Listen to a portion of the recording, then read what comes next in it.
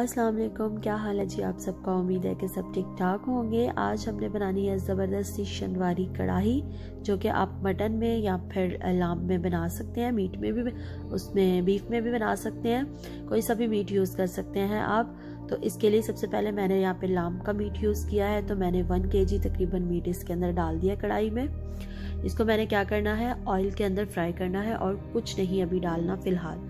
तो मैं olive oil use कर रही हूँ, आप लोग चाहें तो कोई सा भी कुकिंग ऑयल यूज़ कर सकते हैं। जौन सा भी आप नॉर्मली घर में यूज़ करते हैं वो आप इसके अंदर यूज़ कर लें। तकरीबन हाफ कप मैंने इसके अंदर ऑयल डाल दिया। अब मैं इसको अच्छे तरीके से इसके अंदर भूनूंगी, यानी फ्राई करूँगी जब तक कि इसका कलर चेंज ना हो जाए। कलर चेंज करने तक मैंने इसको फ्राई करना है। तो अब मैंने इसको फ्राई करना स्टार्ट कर दिया है। हल्की आंच पर नहीं करना, तेज़ आंच पर ही आपने इसे फ्राई करना है। जब पूरे तरीके से इसका कलर चेंज हो जाए देन इसके अंदर हमने डालना है 1 टेबलस्पून भरकर ginger garlic paste. Ginger garlic paste डालने के बाद हमने इसको जिंजर गार्लिक पेस्ट के साथ फ्राई करना है। बिल्कुल इसी स्टेप के साथ बनाएंगे तो जैसी आपको स्ट्रीट्स पर, रेस्टोरेंट पर शनवारी कढ़ाई मिलती है, बिल्कुल सेम वैसा ही टेस्ट आएगा। तो 1 टेबलस्पून हमने इसके अंदर जो है वो डाल दिया जिंजर गार्लिक पेस्ट। इसको अच्छे तरीके से हमने अब भूनना है ताकि जो है वो भी पेस्ट जो है वो भी कच्चा ना रहे, वो भी फ्राई हो जाए और जायका भी आ जाए मीट के अंदर। उसके बाद मैंने इसके अंदर डाली है ग्रीन चिली। ग्रीन चिली मेरे पास बहुत कड़वी थी तो मैंने 3 यूज़ की है, आप लोग चाहें तो ज़्यादा भी कर सकते हैं, क्योंकि कढ़ाई जो है सिर्फ शनवारी कढ़ाई ग्रीन चिली और ब्लैक पेपर में बनती है, रेड चिली यूज़ नहीं होती। तो अब बाकी के मसाले जाएंगे, जिसमें मेरे पास नमक है 1 चाय का चम्मच, हल्दी आधा चाय का चम्मच और ज़ीरा पाउडर, धनिया पाउडर आधा चाय का चम्मच और काली मिर्च आधा चाय का चम्मच। काली मिर्च मैंने कम डाली है, ग्रीन मिर्च बहुत ज़्यादा कड़वी थी। तो ये सारे मसाले इसके अंदर चले गए। अब हमने जो गोश्त ने अपना पानी छोड़ा है उसी पानी के साथ हम मसालों को भूनेंगे अच्छे तरीके से कि मसाले कच्चे ना रह जाएं। तो इनको हमने तब तक भूनना है जब तक कि ये ऑयल छोड़ना शुरू कर दे। जैसे ये ऑयल छोड़ना शुरू कर देगा उसके बाद हमने इसके अंदर पानी ऐड कर देना है। पानी आप उतना ऐड करेंगे जितना गोश्त को गलना के लिए लगता है। मैंने तकरीबन 1 कप पानी इसके अंदर ऐड किया है। तो 1 कप पानी के अंदर ये मीडियम हीट पर बहुत गोश्त गल जाएगा बहुत अच्छे तरीके से। अगर आप लोगों को लगता है कि आप लोगों के वहाँ पर जो भी इलाके में गोश्त जो है वो देर से गलता है तो आप फिर जो है इसके अंदर पानी ज़्यादा ऐड कर लें या हीट जो है वो स्लो कर लें। मैं इसको मीडियम आंच पर ढककर पकाऊंगी जब तक कि गोश्त गल ना जाए।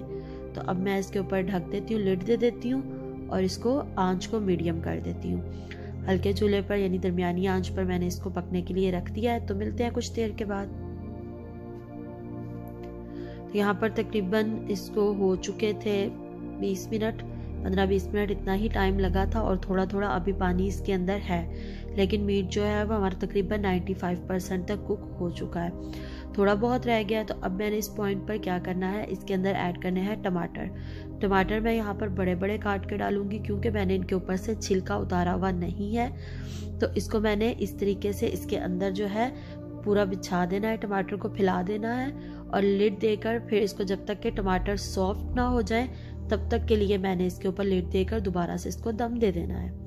यानी आंच मैंने नहीं कम करनी ना ज़्यादा करनी। थोड़ी देर के बाद मैं इसको खोल के देखूंगी।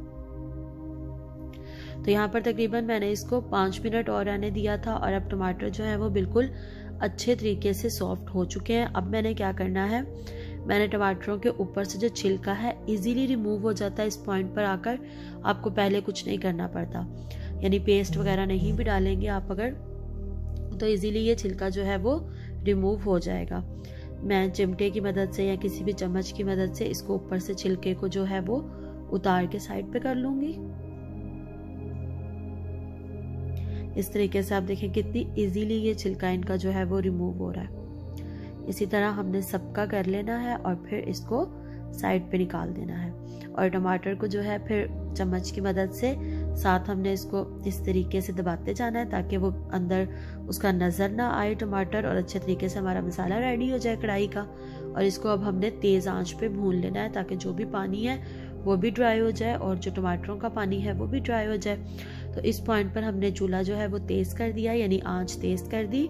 और अब मैं इसको तेज़ आंच पर ही भूनूंगी जब तक कि ये रेडी नहीं होती।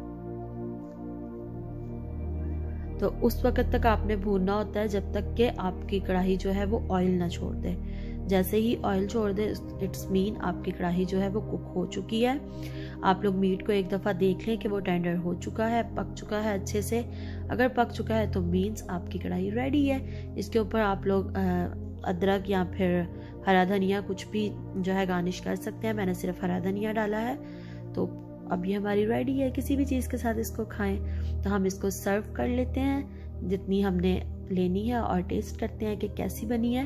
वैसे बहुत ज़बरदस्त टेस्ट आता है, आप लोग भी ट्राई कीजिएगा। वीडियो पसंद आए तो वीडियो को लाइक कीजिएगा और शेयर कीजिएगा। मिलते हैं नेक्स्ट वीडियो में, तब तक के लिए अल्लाह हाफिज़।